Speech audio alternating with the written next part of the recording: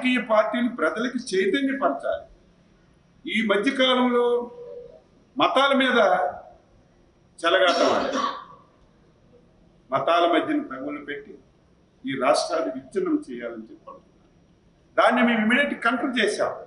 మాకు ఏ మతం మీద ధ్యాసం లేదు, అన్ని మతాలని మేము ప్రేమిస్తాం, మేము నమ్ముకున్న దేవుణ్ణి మేము ఆరాధిస్తాం. కానీ ఆయన మతాల ముసుగులో ఆయన ఈ రాష్ట్రంలో చిచ్చు పెట్టాలని ప్రయత్నం చేస్తే అసలు నీది ఏ మతం, నీకు అసలు దేవుళ్ళంటే నమ్మకం ఉందా, ఎందుకు మా దేవుళ్ళని నువ్వు అపవిత్రం చేస్తున్నావని చెప్పి అనునిత్యం మేము ఆయనకి ప్రశ్నిస్తూనే ఉన్నాం. దానికి ఆన్సర్ లేదు. ఈరోజు కార్నర్ అయిపోయింది. ఎప్పుడైతే మతాల మధ్య తగువుకి ఆన్సర్ కరెక్ట్గా చేశామో దాన్ని పక్కన పెట్టేశాం. ఇప్పుడు కులాల మధ్యన తగువులు పెట్టాలని ప్రయత్నం చేశాం.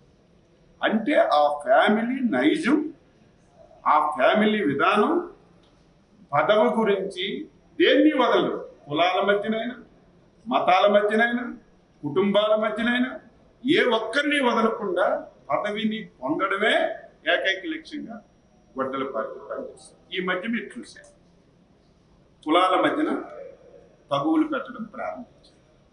డిఎస్సి, నీకు దమ్ము ధైర్యం ఉంటే, నీకు సిగ్గుంటే, నేను ఇప్పుడే స్క్రోలింగ్ చూశాను, నీ ఇంటికి కోతవేటు దూరంలో మా యువనేత నారా లోకేష్ బాబు గారు ఉన్నారు. నీకు ఛాలెంజ్ చేశారు. మొన్న జరిగిన డిఎస్సిలో ఏవైనా లోపాలు ఉంటే, తప్పులు జరిగితే నువ్వు రా, చర్చికి సిద్ధమని చెప్పి ఛాలెంజ్ ఇచ్చినటువంటి దమ్మున్న నాయకుడు లోకేష్ బాబు గారు. డిఎస్సి ఏంటి? అమ్మ పెట్టదు, అడుగు తిందు. మేము ఇచ్చిన మాట ప్రకారం డిఎస్సి నోటిఫికేషన్ ఇచ్చాం, ఉద్యోగాలు తీయాలని చెప్పి స్టార్ట్ చేశాం. డిఎస్సి తీస్తే ఎన్డీఏకి, చంద్రబాబు నాయుడికి, లోకేష్ బాబుకి పేరు వస్తుందనే ఉద్దేశంతో 86 కేసులు హైకోర్టులో వేశారు. లోకేష్ బాబు గారు అదే పని మీద ఉండి కేసులన్నీ రిజాల్వ్ చేసి డిఎస్సిని సమర్థవంతంగా నిర్వహించి ఎక్కడ కూడా చిన్నపాటి సమస్య లేకుండా ఇన్ టైంలో డిఎస్సి ఇచ్చాం, ఉద్యోగ పత్రాలు ఇచ్చాం. వాళ్ళందరూ కుటుంబాలతో వచ్చి ఒక పండగ వాతావరణంలో మీ సమక్షంలో ఇక్కడ అడ్రస్ తీసుకుని వెళ్ళి జాయిన్ అయ్యి వాళ్ళు ఉద్యోగాలు చేసుకుంటున్నారు. నీది ఒక రాజకీయ పార్టీ అయినా నువ్వు ఒక రాజకీయ నాయకుడు. సంవత్సరం ముందు డిఎస్సి జరిగితే నీది ఒక రాజకీయ పార్టీ అయితే అందులో 5 సంవత్సరాలు పరిపాలించినటువంటి ముఖ్యమంత్రిగా నీకు కనీస జ్ఞానం ఉంటే ఆ 5 రోజులకు 10 రోజులకు డిఎస్సిలో ఏదో తప్పులు జరిగాయని చెప్తే దానికి ఒక అర్థం పర్థం ఉంది. సంవత్సరం తరువాత ఎన్డీఏ పార్టీ, తెలుగుదేశం పార్టీ నాకు గొడ్డలని ఒక ముద్ర వేసింది. గొడ్డల పార్టీ అని 5 కోట్ల మంది హృదయాల్లో, మైండ్లో పూర్తిగా వెళ్ళిపోతుంది. రేపు నా పార్టీకి భవిష్యత్తు ఉండదని చెప్పి సంవత్సరం తర్వాత ఈ డైవర్షన్ పాలిటిక్స్ గురించి డిఎస్సిని తీసుకొచ్చారు. దాన్ని విడిచిపెట్టలేదు. మళ్ళీ చెప్తున్నాను, 2019లో మేము ఓడిపోవడానికి కారణం నువ్వు చేసినటువంటి ఆరోపణలు, నువ్వు చేసినటువంటి తప్పుడు ప్రచారం, మేము ఆన్సర్ చెయ్యలేకపోవడం వల్లే మాకు నష్టం జరిగింది. ఈసారి నీకు ఆ ఛాన్స్ ఇవ్వం. అలాగని చెప్పి రాజకీయ విమర్శలు కాదు, వాస్తవాలతో, అంకెలతో జరిగిన వాస్తవాలని ఎక్స్ప్లెయిన్ చేస్తాం. ఈరోజు మా ఆఫీసర్లందరూ ఎక్స్ప్లెయిన్ చేశారు ఎక్కడ తప్పు జరిగింది. ఈ రకంగా చేశామని చెప్పి స్పష్టంగా డిఎస్సి మీద మా ఆఫీసర్లందరూ ఆన్సర్ చేశారు. దాని మీద వాస్తవాలు బయటకు వచ్చేసరి దాన్ని విడిచిపెట్టారు. వెంటనే ఇంకొక దానికి డైవర్ట్. ఏదైతే స్పోర్ట్స్ కోటా ఉందో ఆ కోటాలో అవినీతి జరిగిపోయింది. స్పోర్ట్స్ సెక్రటరీ ఎండి గారు దాని మీద కూడా స్పష్టంగా ఇదేదో ఈ కోట అచ్చెన్నాయుడు, చంద్రబాబు నాయుడు, లోకేష్ బాబు పెట్టలేదు, నువ్వు గత ప్రభుత్వంలో పెట్టినటువంటి కోట అది.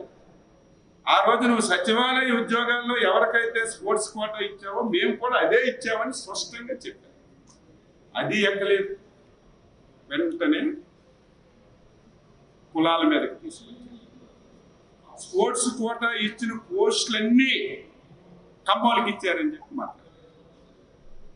అంటే ఎంత దుర్మార్గుడో ఒకసారి అర్థం చేసుకోవాలి. నేనే ఫస్ట్ ఆశ్చర్యపోయాను, ఏంటి ఇంతకు మాట్లాడుతున్నాడు. నేను మొత్తం ఇన్ఫర్మేషన్ తీసుకున్నాను. స్పోర్ట్స్ కోటాలో 382 మందికి ఉద్యోగాలు ఇచ్చారు. అందులో 42 మందికి ఓసీ కేటగిరీలో స్పోర్ట్స్ కోటాలు ఉద్యోగాలు. 42 మందిలో నేను చూస్తే కాపులకి 16, రెడ్డీస్కి 12, ఓసీగా కమ్మ వాళ్ళకి 9 ఉద్యోగాలు వచ్చాయి. అదే మేము ఆన్సర్ చేయకపోతే సామాన్యులు ఏమనుకుంటారు? స్పోర్ట్స్ కోటాలో వచ్చిన ఉద్యోగాలన్నీ కమ్మోళ్ళకి చంద్రబాబు నాయుడు లోకేసి పంపించారని నమ్మేవారు. కరెక్ట్గా ఆన్సర్ చేశారు. అది ఎక్కలేదు. నిన్న మొన్న ఒక వ్యక్తిని అరెస్ట్ చేశారు. వాళ్ళు ఏదైతే కస్టడీలో చనిపోయారని చెప్పారు. ప్రభుత్వం ప్రతిదానికి సిద్ధంగా ఉంది. అందులో చంద్రబాబు నాయుడు గారు ఒక స్టెప్ వేసి ఇంకా ముందుంటారు. మాకు తెలిసిన వెంటనే సిఐని పక్కన పెట్టారు. ఇమీడియట్గా ఎంక్వైరీ చేశాం. ఏదో కాపు కులస్తులకి కావాలని చెప్పి తెలుగుదేశం ప్రభుత్వం ఎరాట్ చేసి చంపేసిందని దాన్ని రాజకీయం చేస్తున్నారు. భగవంతుడు మా ఎందున్నాడు కాబట్టి ఆ సిఐ కూడా సేమ్ కమ్యూనిటీ, అదే మా కమ్యూనిటీ కాపు అయితే ఇంకా రాద్ధాంతం చేసేవారు.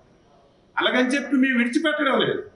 ఇమీడియట్ ఎంక్వైరీ చేశాం. సిఐ తప్పైతే సిఐ, ఎవరైతే లాకప్ డెత్ అయ్యారో ఆయన ఎందుకు లాకప్ డెత్ అయ్యింది, కారణాలు ఏంటి, మొత్తం ఇన్ఫర్మేషన్ అంతా తీసుకుని వాస్తవాలు చెప్తాం. ప్రతి దాన్ని రాజకీయం చేయడం ఆయనకు అలవాటు అయిపోయింది. కులాల మధ్యన తగువ పెట్టడం ఆయన నైజం. అందుకే మనందరం అప్రమత్తంగా ఉండాలి. ప్రజలకు ఎప్పటికప్పుడు చైతన్యపరచాలి. పరిచి వాస్తవాలన్నీ బయటపెట్టి నువ్వు మళ్ళీ ఈ రాష్ట్రంలో బతికి బట్ట కడితే మళ్ళీ నీ రాజకీయ పార్టీ రాష్ట్రంలో ఉంటే ఇదేదో మాకు కాదు, ఈ రాష్ట్రానికి తీరనటువంటి అన్యాయం జరుగుతుంది.